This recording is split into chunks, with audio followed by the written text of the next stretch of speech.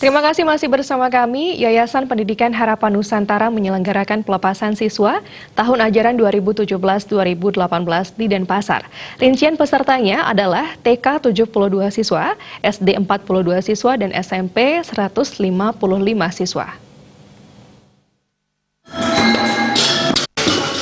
Siswa yang dilepas tahun ajaran 2017-2018 kali ini dapat diperinci sebagai berikut. 72 siswa berasal dari jenjang pendidikan TK, 42 siswa berasal dari jenjang SD, sedangkan 155 siswa berasal dari jenjang SMP. Menurut Kepala SMP Harapan Nusantara, Iputu Aryasa, dari 155 siswa yang mengikuti UNBK, nilai tertinggi adalah 335,0, sedangkan terendahnya 117,5.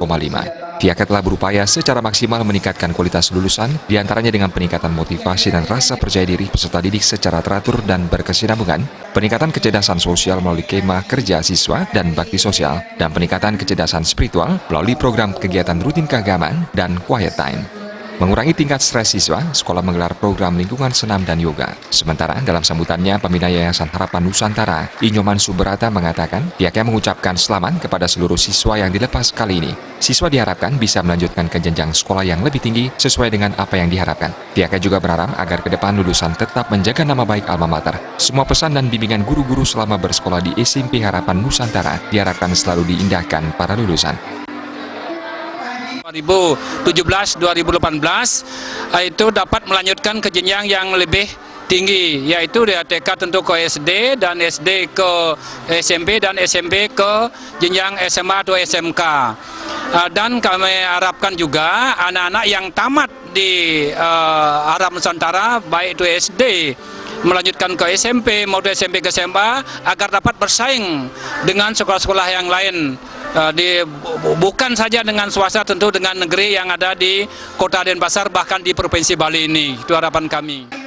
Terkait dengan kelengkapan standar sarana dan prasarana selama tahun pelajaran 2017-2018, sekolah telah dilengkapi dengan berbagai sarana untuk memenuhi standar pelayanan minimal, diantaranya pengadaan perangkat komputer dan server untuk persiapan pelaksanaan ujian nasional berbasis komputer UNBK. Ini merupakan usaha untuk mengimplementasikan pelaksanaan kurikulum 2013 yang berbasis saintifik dan teknologi informasi. Selain itu, meningkatkan kualitas, pihak yayasan juga akan membangun gedung baru untuk mendukung proses belajar mengajar agar berjalan lancar.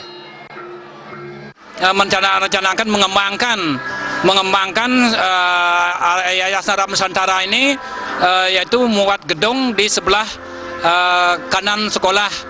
Itu biar anak-anak bisa diterima, tentu lebih banyak